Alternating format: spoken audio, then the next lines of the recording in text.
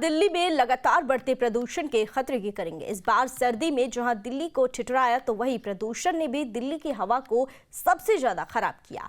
दिल्ली जनवरी के महीने में देश का सबसे प्रदूषित शहर रहा और अभी भी दिल्ली की हवा सबसे खराब बनी हुई है।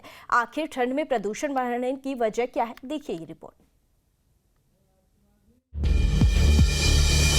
दिल्ली में इस बार मौसम ने खेली जबरदस्त आंख में चोली। कभी तेज धूप, कभी घना कोहरा और बिना बारिश के ठंड से ठिठुरी दिल्ली। जनवरी का महीना दिल्ली वालों के लिए दो तरफा मुसीबत लेकर आया। बारिश नहीं होने की वजह से जहां दिल्ली में गलन वाली ठंड ने लोगों को सताया, तो वहीं कोहरे और दिल्ली की हवा ने भी सांस लेना दूभर बनाया। दिल्ली की आबो हवा पर CERA यानी कि centre for research on energy and clean air की एक रिसर्च से हड़कंप मच गया।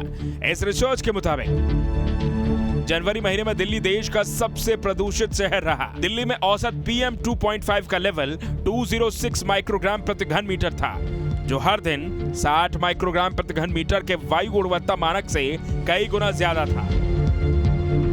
सबको हैरानी इस बात की है कि जनवरी में दिल्ली में प्रदूषण ने 8 साल का रिकॉर्ड तोड़ा। जनवरी में ज्यादातर दिन AQI 300 से ज्यादा रहा, तो 3 दिन AQI का स्तर 400 के पार पहुंचा। दिल्ली में इससे पहले जनवरी में सबसे अधिक औसत AQI साल 2016 में दर्ज किया गया था, जो कि तब 370 था। जनवरी ही नहीं, फरवरी में भी दिल्ली की हवा जहरीली बनी हुई है। पिछले 5 दिनों से दिल्ली के लोग दम घोंटू हवा में सांस लेने को मजबूर हैं। दिल्ली में एयर क्वालिटी इंडेक्स 341 के पास बना हुआ है। लगातार जो दिल्ली में AQI का जो लेवल है, जो वायु गुणवत्ता सूचकांक है, वो लगातार 300 के पार चल रहा है। क्योंकि हवा चल नहीं रही है, विक्षोभ का असर हो नहीं रहा है, ऐसे में जो दमघोंटू हवा है, जो पॉल्यूशन की जो परत है, वो लगातार दिल्ली NCR के आसमान को घेरे हुए आगे की तरफ बढ़ नहीं पा रही है, जिसके चलते लगातार दिल्ली की हवा पूरी तरह दमघोंटू बनी हुई है। रिसर्च का सामने आना अपने आप में चौंकाने वाला आंकड़ा है। आमतौर पर सर्दी के मौसम में शीतलहर चलने से दिल्ली में प्रदूषण का स्तर कम हो जाता था, लेकिन विशेषज्ञों का मानना है कि इस बार जनवरी में प्रदूषण ज्यादा होने की 3 अहम वजह रही। पहला, बारिश नहीं होना, दूसरा, कम तापमान और कोहरा, और तीसरा, हवा की रफ्तार धीमी होना। जो रियल कॉज पोल्यूशन का है वो कोई असेस नहीं कर रहा, कोई एड्रेस नहीं कर रहा।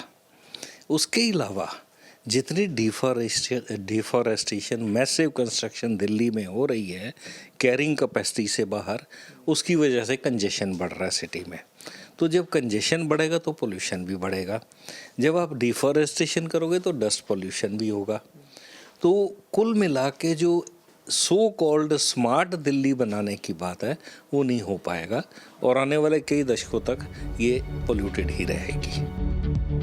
विशेषज्ञों की माने तो दिल्ली में फिलहाल प्रदूषण के स्तर में कमी के आसार नजर नहीं आ रहे हैं। अगले कुछ दिनों में दिल्ली की हवा और भी खराब हो सकती है, क्योंकि तापमान बढ़ रहा है और हवा की रफ्तार अभी धीमी है। दिल्ली ही नहीं, इससे सटे नोएडा, ग्रेटर नोएडा, फरीदाबाद भी देश के 10 सबसे प्रदूषित शहरों की लिस्ट में शुमार हैं। यहाँ भी लोग जहरीली हवा में सांस लेने को मजबूर हैं, जिससे सांस संबंधी बीमारियों का खतरा भी बढ़ गया है। Team news nation.